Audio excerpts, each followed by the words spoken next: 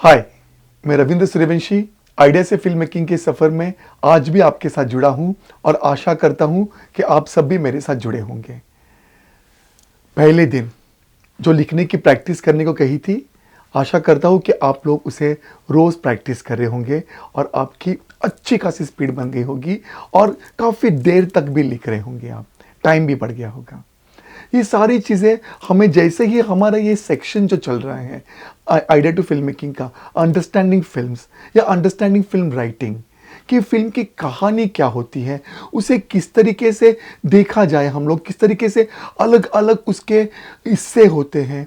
जैसे मान लो कि एक बिरयानी की डिश है, हमारे सामने रेडीमेड आ गई, हमने देख ली और हमने चख ली, हमने खा ली, पर उसके अंदर क्या क्या इंग्रेडिएंट्स हैं ये हमें नहीं पता होता है। मोटा मोटा पता है कि चावल होते हैं, थोड़ा सा ये मसाला वो मसाला, लेकिन जब हमें खुद बिरयानी बनानी है तो हमें ये सारे इंग्रेडिएंट्स जो होते हैं, जो बिरयानी में इस्तेमाल किए जाते हैं, उन्हें इकट्ठा करना होता है। और जब हम इन्हें इकट्ठा करते हैं फिर इनकी एक प्रोपोर्शन, एक मात्रा डिसाइड की जाती है, इनका ऑर्डर्स भी डिसाइड किया जाता है कि पहले कौन आएगा, बाद में कौन होगा, किस तरीके से बनेगी। और ये सारी चीज़ें जो हैं ये हमको बिरयानी की स्टेप बाय स्टेप बनाने के लिए मदद करती है और इनकी ज़रूरत भी होती है। वैसे ही हमने आइडिया टू फिल्म मेकिंग के आज तक के इस सफ़र में हमने देखा, क्योंकि अब हम सेक्शन 1 कर रहे हैं। Section 1 is understanding films, understanding film writing, कि भाई क्या है, फिल्म तो देख रहे हैं हम लोग बचपन से, लेकिन ये फिल्म की कहानी होती क्या है, ये इसमें क्या क्या इंग्रेडिएंट्स होते हैं, ये बनती कैसे है। फिर हम अपनी कहानी की बात करेंगे, जो आइडिया हमारे पास में, फिर हम उसे लिखना शुरू करेंगे। लेकिन पहले कम से कम जान तो ले कि ये फिल्म की कहानी होती कैसी है, इसमें क्या क्या इंग्रेडिएंट्स होते हैं। इसलिए हमने इसके कुछ स्टेप्स बनाए थे। सबसे पहले हमारे पास जो आइडिया है, जो एक सोच है हमारे पास, जिसे हम फिल्म की कहानी में ढालना चाहते हैं, जिससे हम कुछ एक बदलाव लाना चाहते हैं, या कुछ अपना कोई एक मुद्दा है जो हम दुनिया के सामने रखना चाहते हैं, तो उसके बारे में हमें एक हल्की हल्की आइडिया है। और फिर कैसे हमने उस आइडिया को थीम, कैरेक्टराइजेशन सहारे और इनके सहारे, लॉगलाइन के सहारे, किस तरीके से हमने इन्हें एक ट्रैक पर लाने की कोशिश की, कैसे हमने इनके वो इंग्रेडिएंट्स ढूंढे फिल्म कहानी के, जैसे बिरयानी के, तो वैसे ही हमने कैसे इनके इंग्रेडिएंट्स ढूंढे ताकि हम इन्हें एक सही रास्ते पर तो रख सके। जो भी हमें तीनों में से आसान लगा कि भाई हमने कैरेक्टर के सहारे हम अपनी कहानी बताएंगे, अपनी आइडिया बयां करेंगे, या फिर हम लोग थीम के सहारे बयां करेंगे, या लॉगलाइन के सहारे। और फिर किस तरीके से हमने finalising the end in the beginning कर दिया कि नहीं भाई, फाइनल क्या होने वाला है ये हमने पहले डिसाइड कर लिया। उसके बाद फिर ऑब्स्टिकल्स या विलन, अगर फिजिकल फॉर्म में तो क्लियर कट विलन, नहीं तो ऑब्स्टिकल्स मन ही मन की बात है, कुछ और बातें हैं नज़र नहीं आने वाले जो होते, या छोटे मोटे कभी पहाड़, ये भी तो ऑब्स्टिकल्स हैं। तो इस तरीके से हमने उनके बारे में जाना। फिर हमने एक जो कैरेक्टर का वर्ल्ड है, उसका जहाँ, वो देखा। और फिर जहाँ में हम कुछ और किरदारों को मिले जिनसे हमारे सब प्लॉट्स, हमारे सपोर्टिंग कैरेक्टर्स बने। और उसके बाद आज जो हमारा एक नया इंग्रेडिएंट्स आएगा, जो हमारा एक नया इंग्रेडिएंट आएगा, उसे हम कहते हैं इंसाइटिंग इंसिडेंट। इंसाइटिंग इंसिडेंट ये पहला ठप्पा होता है, ये पहला मोड़ होता है, जहां हमारी जो आइडिया है, जिसे हम जिस भी सहारे लिख रहे हैं, कैरेक्टराइजेशन, थीम या लॉगलाइन के सहारे, उसका पहला पड़ाव ये होता है। अगर आम लोगों की भाषा में कहो कि जिन्हें फिल्म का कोई नॉलेज नहीं है, जो बस थिएटर में फिल्म को एंजॉय करने जाते हैं, ऐसे लोग क्या कहते हैं, अब शुरू हुई फिल्म, अब देखते हैं, संभल के बैठ जाते हैं।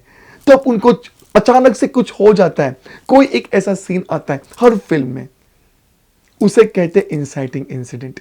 और फिर अब से जब ये सीन जैसे ही आता है, फिर कहानी सेम नहीं रहती, किरदार सेम नहीं रहता, जो भी जिसकी कहानी चल रही है पूरी की पूरी बदल जाती है आखिर तक। और ये सीन बहुत इंपॉर्टेंट होता है, ये पॉइंट बहुत इंपॉर्टेंट होता है इंसाइटिंग इंसिडेंट का। ये क्लाइमैक्स नहीं है, ये हमें क्लाइमैक्स तक लेके जाएगा। अब हमको रास्ता मिल गया है, अब ऑडियंस को ये पता चला, ओ कहानी अब इस बारे में है या इसके बारे में है। अब ये लोग फोकस्ड हो गए हैं, अब हम इनको डाइवर्ट नहीं कर सकते, अब हम इनका अटेंशन यहां वहां नहीं करा सकते। फिक्स्ड हो गया है कि भाई ये है इंसाइटिंग इंसिडेंट, अब यहां से कहानी शुरू होगी और अब हमें इसी रास्ते पर चलना है, सारे उतार चढ़ाव के साथ।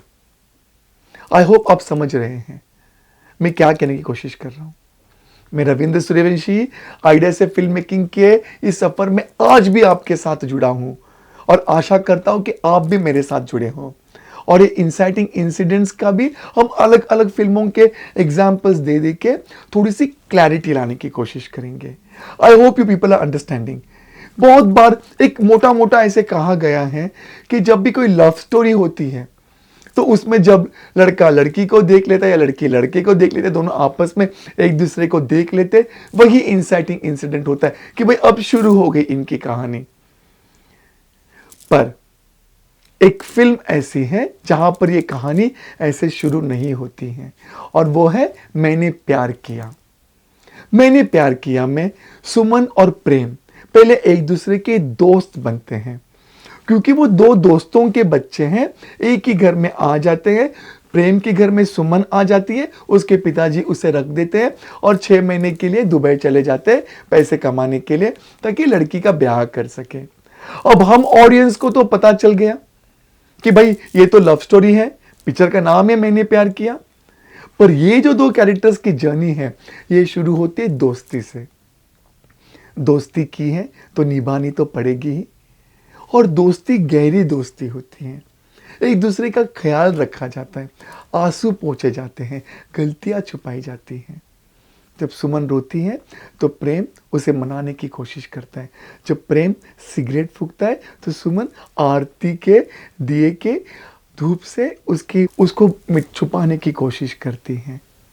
ये इनकी दोस्ती होती है, गहरी दोस्ती।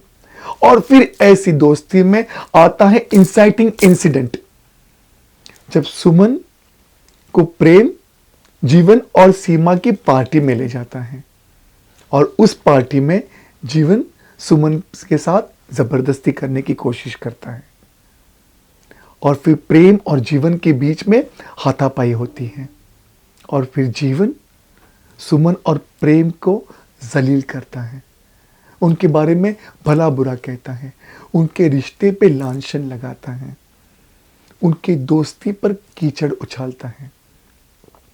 पर ये एक ऐसा इंसाइटिंग इंसिडेंट हो जाता है प्रेम और सुमन के जिंदगी में कि उनके दिलों में, उनके आपस में दबी हुई मोहब्बत को नॉक करता है, जगाता है। और फिर इन दोनों को महसूस होता है, दे रियलाइज इट, कि दोनों एक दूसरे से प्यार कर रहे हैं। देखिए कैसा है ये इंसाइटिंग इंसिडेंट। इनको जलील किया गया है, इनको भला बुरा बोला गया है, लेकिन इनके अंदर प्यार जग गया। Isn't it very interesting कि आपका थॉट क्या था, आपकी आइडिया क्या थी, आपने किस तरीके से उसको कहानी में आगे ले गए। और देखिए ये इंसाइटिंग इंसिडेंट हो गया।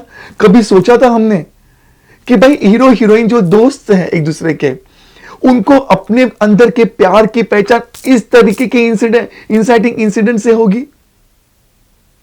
और फिर जो इनका सफर होता है वो दोस्ती वाला नहीं रहता है, वो प्यार वाला रहता है। I hope you people are understanding मैं क्या कहने की कोशिश कर रहा हूं, समझ में आ रहा है पक्का। तो एक और एग्जांपल लेते हैं, 2 बीघा जमीन।